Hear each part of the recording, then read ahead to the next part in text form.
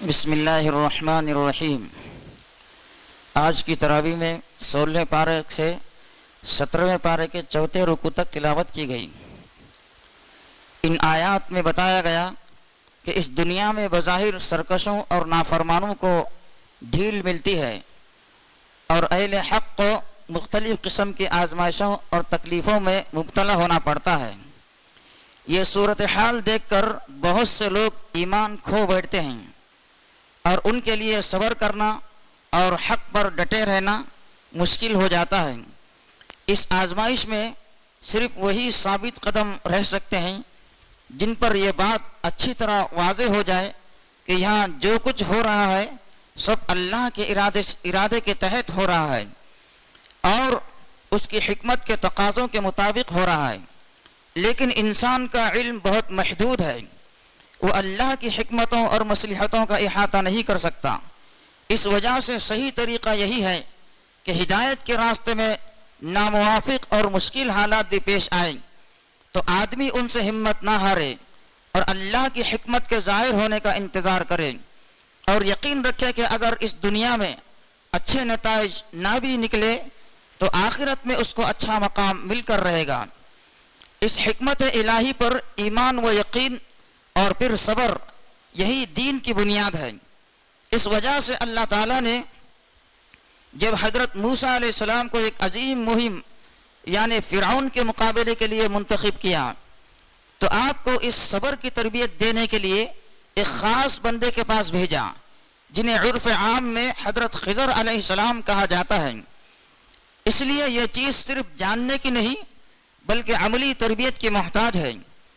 یہاں یہ واقعہ حضرت محمد صلی اللہ علیہ وسلم اور آپ کے واسطے سے آپ کے اس دور کے ساتھیوں کو اس مقصد کے لیے سنایا گیا کہ اللہ کے باغیوں اور نافرمانوں کو جو دندناتے دیکھ رہے ہو اس سے ہراساں اور مرعوب نہ ہو۔ اس دنیا میں اگر کسی غریب اور مسکین کی کشتی میں چھید کر دیا جاتا ہے تو اس میں آئندہ اسی کی بھلائی مقصود ہوتی ہے، اور اگر ظالموں کی کسی بستی میں کسی گرتی ہوئی دیوار کو سہارا دیا جاتا ہے تو اس میں بھی کسی مظلوم کے لیے خیر پوشیدہ ہوتی ہے۔ لیکن انسان کا محدود علم اللہ کے سارے بہدوں کا احاطہ نہیں کر سکتا۔ پھر ایک سوال کے جواب میں ایک عادل اور منصف بادشاہ ذوالقرنین کا ذکر کر کے قریش کو عبرت دلائی ہے کہ ایک مومن بندہ ذوالقرنین تھا جو مشرق و مغرب کے تمام علاقوں کو فتح کر کے بھی ہر کامیابی پر اللہ کا شکر گزار ہوتا تھا اور ہر قدم اللہ کی مرضی کے مطابق اٹھاتا تھا، اور ایک تم ہو کہ ذرا سا اقتدار ملا ہوا ہے تو اس کے نشے میں اللہ، آخرت اور اس کے رسول صلی اللہ علیہ وسلم سب کا مذاق اڑاتے ہو۔ بار بار معجزے طلب کرنے کے جواب میں فرمایا، دیکھنے والی آنکھ کے لیے اس کائنات میں اور خود تمہاری زندگی میں اتنی نشانیاں الہ پرستی، توحید اور آخرت کی بھری پڑی ہیں کہ اگر سمندر روشنائش بن جائے تب بھی انہیں لکھا نہیں جا سکتا۔ بس جو یہ سمجھتا ہے کہ اسے ایک دن اللہ کے سامنے جانا ہے، اسے چاہیے کہ بلا کسی کو شریک ٹھہرائے خالص ایک ہی اللہ کی بندگی کرے اور اس کے احکام کے مطابق عمل کرے۔ سورہ مریم میں سب سے پہلے حضرت زکریا علیہ السلام کی اس دعا کو بیان کیا جو انہوں نے اپنے بڑھاپے میں اور بیوی کے بانجھ ہونے کے باوجود ایک بیٹے کے لیے دعا کی، اور اللہ تعالیٰ نے ان کی دعا قبول کر کے انہیں حضرت یحییٰ علیہ السلام کے پیدا ہونے کی خوشخبری سنائی۔ یہ واقعہ حضرت مریم علیہ السلام کے ہاں معجزانہ طور پر بغیر باپ کے حضرت عیسیٰ علیہ السلام کی پیدائش کا واقعہ بیان کرنے سے پہلے تمہید کے طور پر بیان کیا۔ حضرت یحییٰ علیہ السلام کی ولادت بھی عام قانون سے ہٹی ہوئی ہے کہ مرد بوڑھا ہو گیا تھا اور عورت بالکل بانجھ اور ولادت کے ناقابل تھی، مگر جب اللہ نے چاہا تو ان کے اولاد ہو گئی۔ مگر حضرت یحییٰ علیہ السلام نے تو الہی کا دعویٰ نہیں کیا اور نہ کسی نے انہیں الہ بنایا۔ پھر حضرت مریم علیہ السلام کی پاکیزہ زندگی اور ان کی عبادت گزاری کا حال بیان کیا۔ حضرت عیسیٰ علیہ السلام کی پیدائش کے بارے میں بتایا کہ لوگوں کے اعتراض کے جواب میں خود حضرت عیسیٰ علیہ السلام نے پالنے ہی میں اپنے بندے ہونے اور اللہ کی طرف سے نماز اور زکوٰۃ کی ہدایت پانے کی منادی کی. پھر بتایا کہ ان بدبختوں کی حالت پر افسوس ہے کہ یہ سب جانتے بوجھتے اللہ کے ایک فرمانبردار بندے کو اللہ کا بیٹا اور اس کی عبادت گزار ماں کو اللہ کی بیوی بنا رہے ہیں.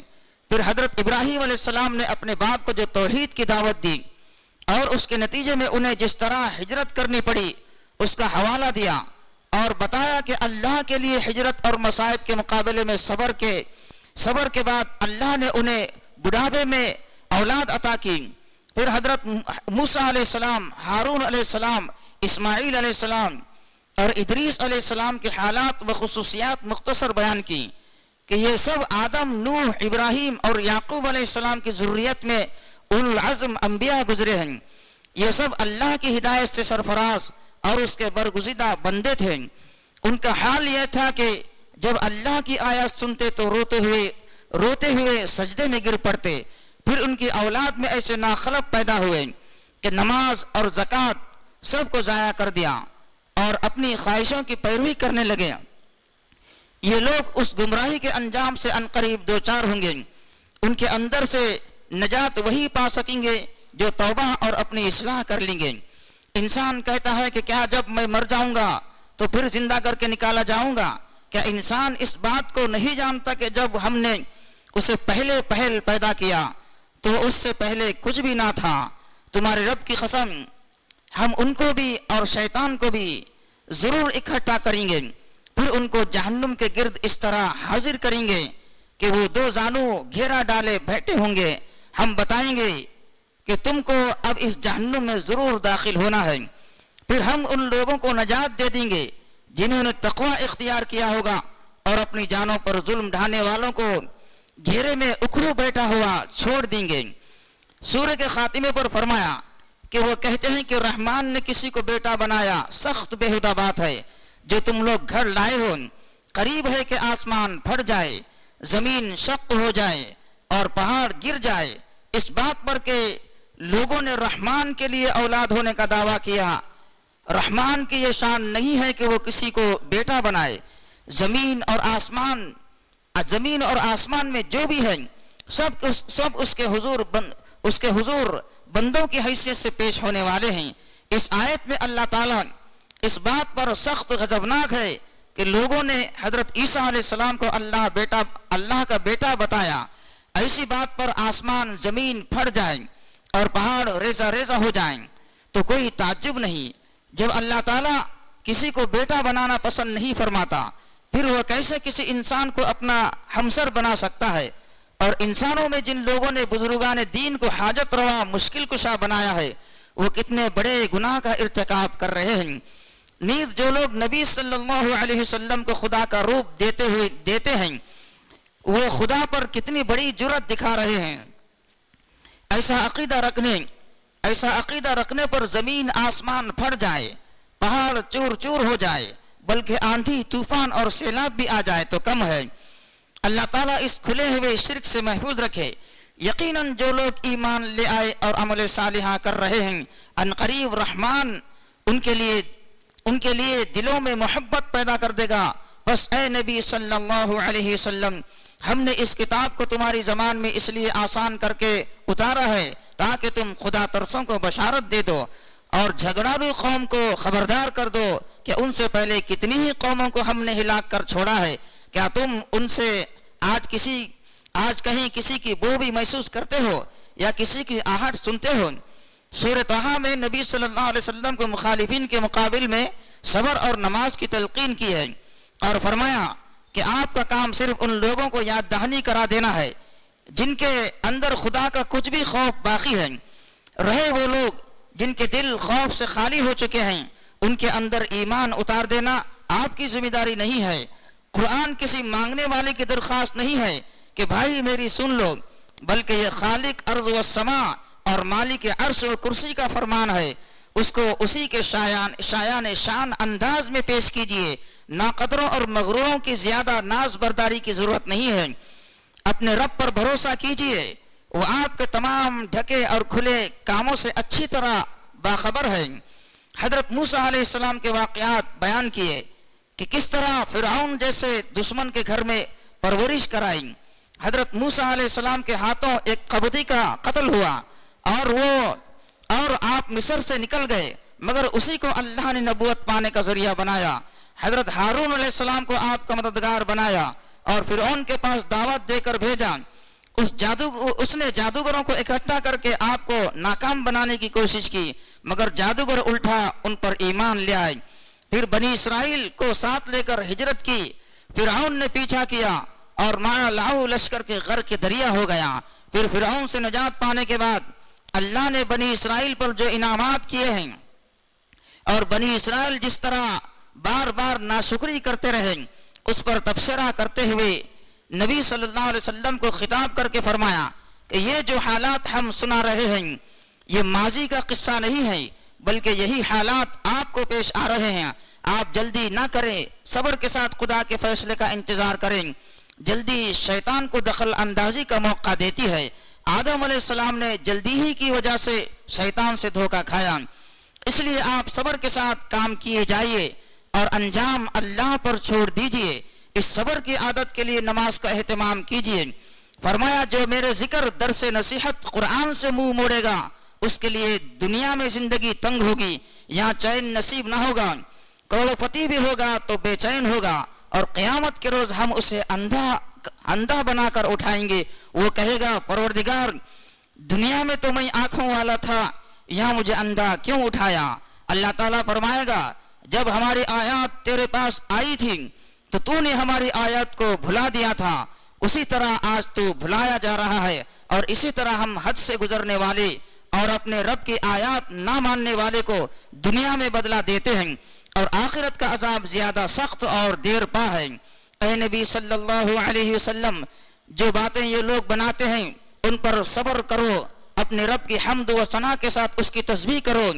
سورج نکلنے سے پہلے فجر اور ڈوبنے سے پہلے عصر، اور رات کے اوقات میں تسبیح کرو عشاء، اور دن کے کناروں پر بھی ظہر و مغرب، شاید کہ تم راضی ہو جاؤ جو تمہیں آئندہ ملنے والا ہے، اور نگاہ اٹھا کر بھی نہ دیکھو دنیاوی زندگی کی اس شان و شوکت کی طرف جو ہم نے ان مختلف قسم کے لوگوں کو دے رکھی ہے۔